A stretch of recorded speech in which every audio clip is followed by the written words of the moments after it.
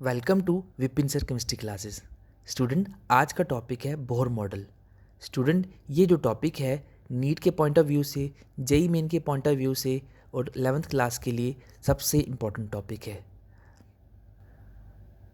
Student, आज का जो मोटिवेशन कोड है वो है the difference between ordinary and extra ordinary is that little extra.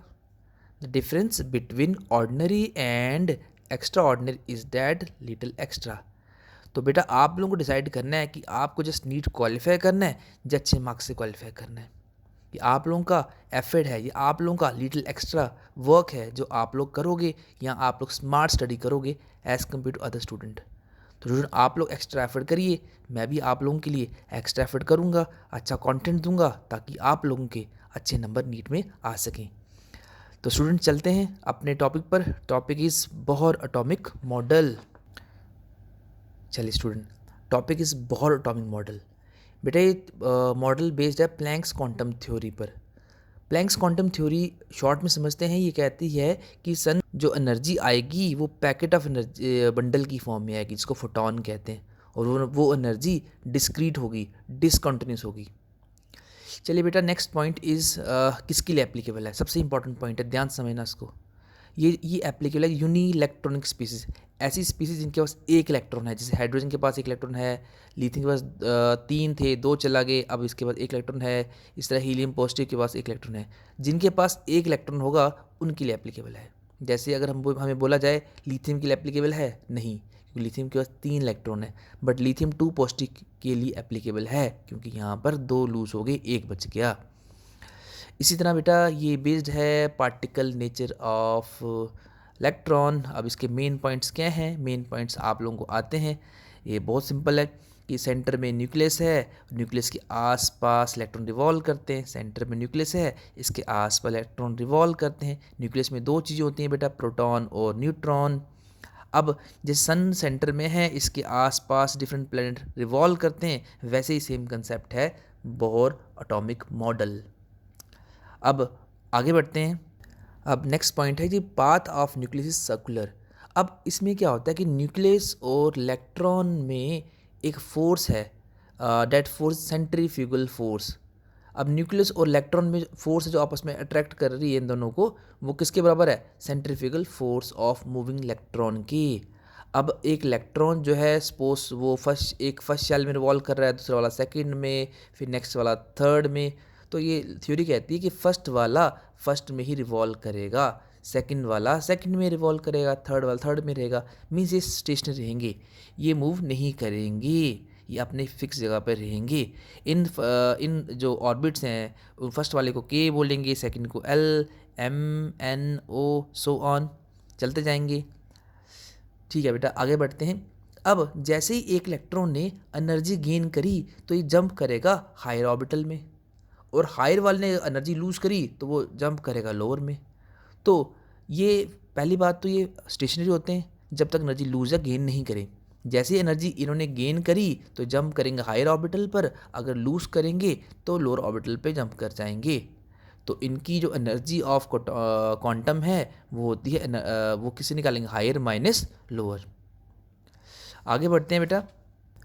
Next point है एंगुलर मोमेंटम ऑफ इलेक्ट्रॉन। तो बेटा एंगुलर मोमेंटम ऑफ इलेक्ट्रॉन जो है वो हमेशा होगा इंटीग्रल मल्टीपल ऑफ h/2π।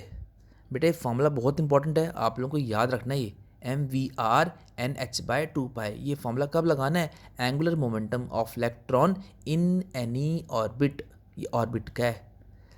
तो ये जो है ये हमेशा कैसे होगा? ये इंटीग्रल मल्टीपल में होगा। मींस कैसे? h/2π या 2h/2π या 3h/2π। मींस ये कभी फ्रैक्शन में नहीं होगा, हमेशा इंटीग्रल मल्टीपल होगा। चलिए बेटा आगे समझाने से पहले एक बार थोड़ा सा रिवाइज कर लेते हैं। चलिए थोड़ा सा आप लोगों को रिवाइज करवा देता हूँ तो थोड़ा आइडिया रहे। इस सेंटर में न्यूक्लियस है।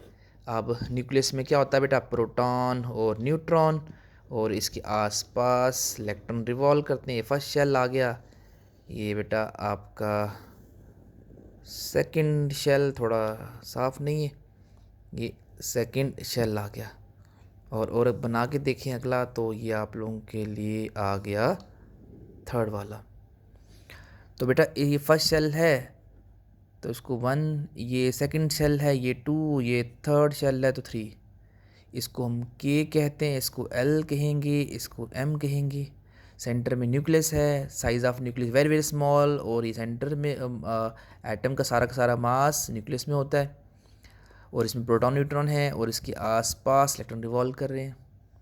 ये फर्स्ट शेल है, फर्स्ट शेल का जो इलेक्ट्रॉन है, मान लो मैं ये इसको, ये इलेक्ट्रॉन है, ये सेकंड शेल का इलेक्ट्रॉन, और ये थर्ड शेल का इलेक्ट्रॉन। फिर ये बेटा पॉइंट कहता है कि फर्स्ट शेल का इलेक्ट्रॉन अपने शेल में रिवॉल्व करेगा, सेकंड वाला अपने ही शेल में रिवॉल्व करेगा, इसी थर्ड वाला थर्ड में रिवॉल्व करेगा, जब तक एनर्जी लूज या गेन नहीं करता। सपोज फर्स्ट वाले शेल को कहीं से एनर्जी मिल गई, तो बेटा इसको एनर्जी मिल गई तो ये इलेक्ट्रॉन जंप कर जाएगा, यहाँ भी जंप कर सकता है। अगर यहाँ जंप करेगा तो इसको बेटा बोलेंगे फर्स्ट एक्साइटेड स्टेट। अगर इलेक्ट्रॉन और एनर्जी मिल जाए तो इस जगह जंप कर जाएगा, इसको बोलेंगे second excited state. First excited state, इसको बोलेंगे बेटा सेकंड एक्साइटेड स्टेट। मतलब वहाँ n कितना हो गया, 3 हो गया बेटा वहाँ पे। ये याद रखना, आगे क्वेश्चंस में हेल्प करेगा आपको। और फर्स्ट एक्साइटेड स्टेट में n होगा 2। इलेक्ट्रॉन को एनर्जी मिली, वो जंप करेगा हायर ऑर्बिटल में। तो जो अगर थोड़ा सा एक स्टेप आगे करा तो उसको बोलेंगे फर्स्ट एक्साइटेड स्टेट। अगर और एनर्जी गेन करेगा तो जाएगा थर्ड शेल में, तो उसको बोलेंगे सेकंड एक्साइटेड स्टेट। इसने एनर्जी गेन करी तो जंप करेगा।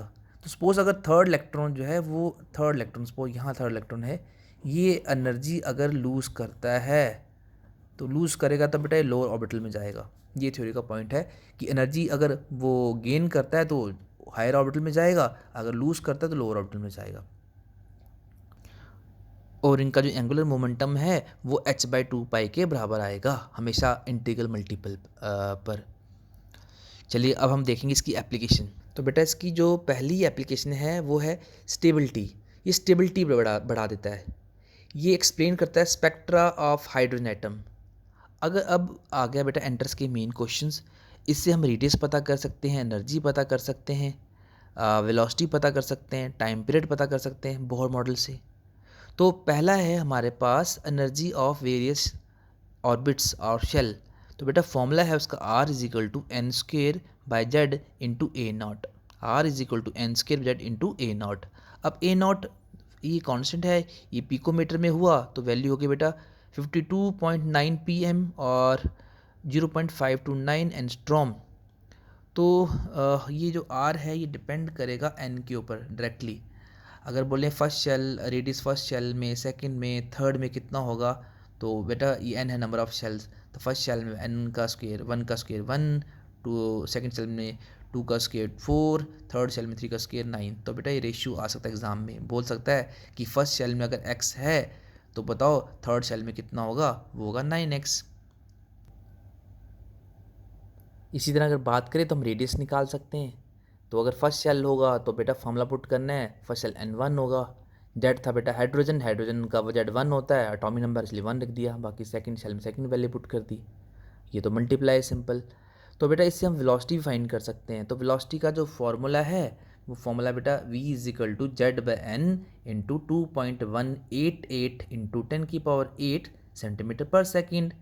इसी तरह सेम है बेटा जी z/n और 2.1188 10⁶ मीटर पर सेंटीमीटर। ध्यान देखना बेटा ये सेंटीमीटर में था, ये मीटर में है।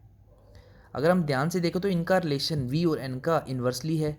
तो हम बोलेंगे v1:v2:v3, वो क्या होगा बेटा 1:1/2:1/3, क्योंकि ये इन्वर्सली है। इसी तरह एनर्जी का भी हम फाइंड कर सकते हैं, ये इंपॉर्टेंट है, ध्यान से देखना है। एनर्जी डिपेंड करेगी, एनर्जी ऑफ इलेक्ट्रॉन हम दो तरह की एनर्जी देखते हैं, एक कैनेटिक एनर्जी होती है, पोटेंशियल एनर्जी होती है। Kinetic energy, potential energy, total energy. Kinetic energy E है तो टोटल एनर्जी क्या होगी -E, याद रखना आपने। पोटेंशियल एनर्जी 2 टाइम्स होती है। इसी तरह कैनेटिक एनर्जी अगर 1 है तो टोटल एनर्जी होगी -1, और जो आपका पोटेंशियल एनर्जी है वो होगी -2। चलिए अब डिस्कस कर लेते हैं बेटा इम्पोर्टेंट फार्मूलाज। तो एनर्जी का जो फार्मूला है वो है आपका -z/n² × 2.18 - 10⁻⁴ की पावर 10 की पावर -18 जूल। इसी तरह हमारा सेकंड फॉर्मूला है -z square by n square into 13.12 kg। इसी तरह लास्ट और सबसे important formula -z by n square into 13.6 EV। तो बेटा 3 फॉर्मूले हैं, कौन सा लगाना है डिपेंड करेगा ऑप्शन में क्या दिया है। ऑप्शन में अगर जूल में हो तो बेटा ये फॉर्मूला लगाना है, किलो जूल में हो तो ये वाला, इलेक्ट्रॉन वोल्ट तो ये मोस्टली ये क्वेश्चन पूछता है। बट जेई मेन में एक बार क्वेश्चन नीट में इसमें भी क्वेश्चन इस फॉर्मूले में क्वेश्चन भी आया हुआ था। अगर हम देखें एनर्जी का और इलेक्ट्रॉन का रिलेशन क्या है, वो रिलेशन कैसा है, वो रिलेशन है बेटा इन्वर्सली और स्क्वेयर। तो E1 ratio E2 ratio E3, first shell में 1 का स्क्वेयर 1, सेकंड शेल में 2 का स्क्वेयर 4, थर्ड शेल में 3 का स्क्वेयर 9। तो ये एग्ज़ाम में आ सकता है। वो बोल सकता है कि एनर्जी अगर फर्स्ट शेल में अगर x है, थर्ड शेल में कितनी होगी x/9। चलिए आगे बढ़ते हैं। सेकंड पॉइंट बोलता है कि एनर्जी जो इलेक्ट्रॉन की वो कैसी है, एनर्जी इलेक्ट्रॉन इज नेगेटिव। क्यों? क्योंकि एनर्जी ऑफ इलेक्ट्रॉन है, ऊपर से इनका चार्ज क्या है, नेगेटिव है। बेटा एक पॉइंट है बहुत इंपॉर्टेंट है, ध्यान से देखना। ये वैसे मैंने नेक्स्ट लेक्चर में ये कवर करना है कि अगर n बढ़ेगा, n होगा प्रिंसिपल क्वांटम नंबर, अगर n बढ़ेगा तो एनर्जी ऑफ ऑर्बिटल भी इंक्रीज करेगी, but the energy difference between adjacent orbital decreases. ये इंपॉर्टेंट है, ठीक है बेटा जी। चलिए अगर एग्ज़ाम में आ जाए कि आपको निकालनी है I dot E, what is I dot E, ionisation energy, तो आयनाइजेशन एनर्जी का फॉर्मूला हमें नहीं पता है, ना हमें करने की नीड है, सिर्फ एनर्जी निकालनी है, हमें माइनस लगा देना है। एनर्जी के फॉर्मूले का अगर माइनस लगा दो तो आपकी आयनाइजेशन एनर्जी निकल जाएगी। चलिए बढ़ते हैं आगे स्टूडेंट। चलिए अब हम डिस्कस कर लेते हैं लिमिटेशन। तो लिमिटेशन भी एग्ज़ाम में कभी कभार आ जाते हैं। तो बेटा इसकी फर्स्ट लिमिटेशन है कि एक्सप्लेन नहीं कर पाता मल्टी इलेक्ट्रॉन स्पीसीज़ के लिए, मीन जिनके पास एक से इलेक्ट्रॉन है उनको एक्सप्लेन नहीं कर पाता। दूसरा है बेटा इसमें ये बता नहीं पाया कि एंगुलर मोमेंटम जो है वो इंटीग्रल तो आ रहा है बट क्यों आ रहा है बता नहीं पाया।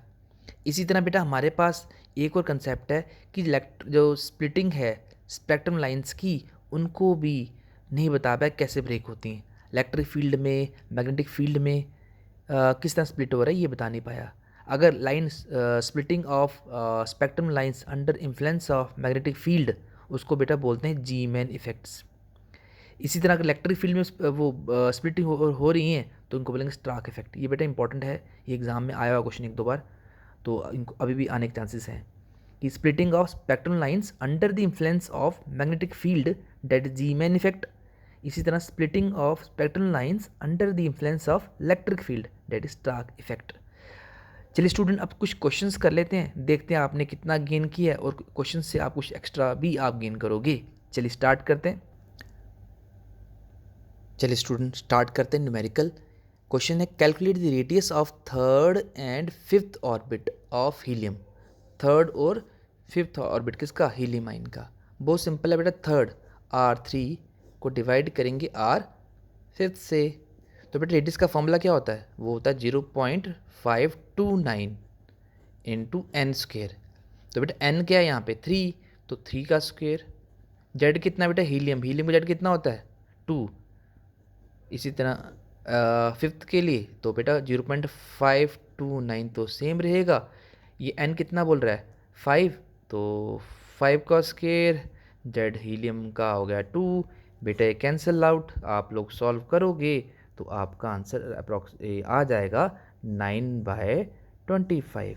आप निकालोगे तो आ जाएगा, देखना ये कैंसिल आउट हो जाएंगे, ये थे 9 5/25। चलिए आगे बढ़ते हैं नेक्स्ट क्वेश्चन पर। चलिए student second question, the radius ratio of second orbit of hydrogen and third orbit of Li positive. तो बेटा सिंपल है, आपको आता अभी हमने पढ़ा था रेडियस ऑफ वट, हाइड्रोजन और रेडियस ऑफ लिथियम। तो बेटा फॉर्मूला वही 0.529, सेकंड बोल रहा है बेटा, सेकंड मतलब N2, हाइड्रोजन है तो 1। इसी तरह 0.52 एंगस्ट्रॉम। अगर ये बोल रहा है थर्ड तो बेटा 3 का स्क्वेयर, बट ये बोल रहा है लिथियम, तो लिथियम में क्या करेंगे 3 करेंगे। बेटा ये और ये कैंसिल कर देते हैं, हमारे पास 4/3 आ जाएगा। ठीक है बेटा जी, ये कैंसिल। चलिए चलिए स्टूडेंट, एक न्यूमेरिकल सिंपल सा क्वेश्चन कर लें थ्योरी वाला। In the bore atomic n by H by 2 pi indicates, bore orbits में n बाई एच और 2 पाई क्या इंडिकेट करता है? Momentum, kinetic energy, potential energy और एंगुलर मोमेंटम। तो बेटा ये इलेक्ट्रॉन रिवॉल्व करता है तो उसका क्या होगा? Angular momentum. ये फार्मूला मैंने बताया भी था, इंपॉर्टेंट है, इसमें न्यूमेरिकल भी आता है, वो भी देखेंगे नेक्स्ट क्लास में। आगे बढ़ते हैं बेटा।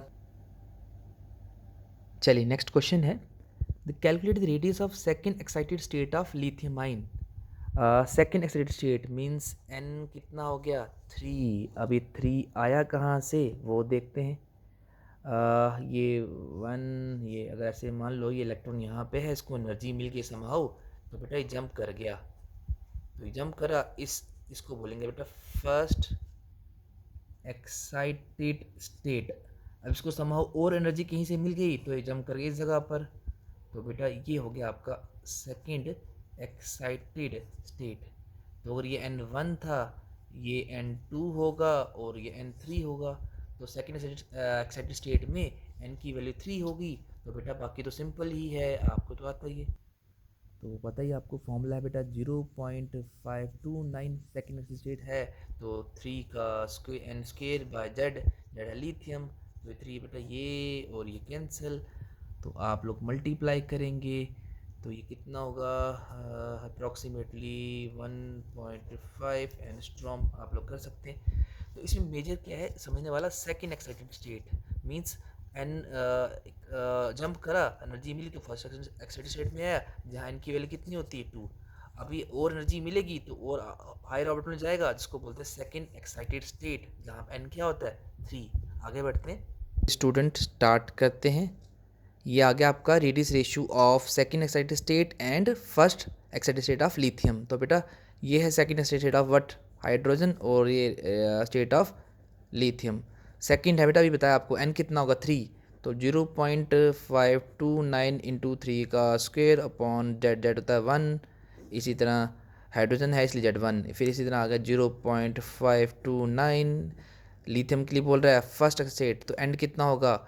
2 बट लिथियम है, लिथियम क्या होगा? 3। तो बेटा ये n स्क्वायर होता है। अब आप सॉल्व करोगे तो बेटा आपके पास आएगा 27/9। ये आप सॉल्व करेंगे, आप कर सकते हो। कितना आएगा बेटा? ये 20, ये ऊपर चला जाएगा, ये ठीक है 9 9 27, 2 का स्क्वायर 4 बेटा, सॉरी ये है आपका 4। चलिए आगे बढ़ते हैं, सिंपल सा क्वेश्चन अगला भी। चलिए बेटा स्टार्ट करते हैं। फॉर्मूला क्या होता है एनर्जी का? 13.6 into Z square by N square, बस ख़त्म। ये फॉर्मूला याद रखना है। हीलियम का फर्स्ट और सेकंड एक्साइटेड स्टेट बोल रहा है, तो हम सीधा फर्स्ट लिखते हैं 13.6। चलो लिख लेते हैं 13.6 इंटू फर्स्ट एक्साइटेड स्टेट क्या होगी बेटा? एन की वैल्यू क्या होगी? जल्दी बोलो। एन 2 का स्क्वेयर। इसी तरह यहाँ पर जेड कितना बेटा? हीलियम का 2। इसी तरह 13.6 आपका सेकेंड एक्साइटेड जेड कितना है बेटा इसका? हीलियम का, जल्दी बोलिए। चलिए बेटा क्या बोल रहा है? सेकेंड एक्साइटेड स्टेट, तो क्या होगा? जल्दी बोलो। जेड, जेड तो बेटा क्या होगा? हीलियम है, हीलियम का 2 होता है, 2 का स्क्वायर। बट बोल रहा है second excited state, second state में क्या होता है? एन क्या होता था आपको? 3। तो एन क्या आएगा? 3। बहुत सिंपल था, 3 बेटा ख़त्म। या आप काटोगे तो आंसर निकल जाएगा। तो बताओ क्या आएगा? काटो बेटा इसको, ये कैंसिल हो गया, ये ऊपर चला जाएगा। तो बेटा ये भी स्क्वायर है, 3 का स्क्वायर, फॉर्मूला होता है ना जेड स्क्वायर एन स्क्वायर, ऊपर चला गया तो हमारे पास 9/4 आ गया। तो बेटा ये था आपका आज का लेक्चर। आई होप आपको ये लेक्चर अच्छा लगा हो। तो बेटा अगर अच्छा लगा हो तो सब्सक्राइब करें, शेयर करें, अपने दूसरे फ्रेंड्स को भी भेजें। Thank you.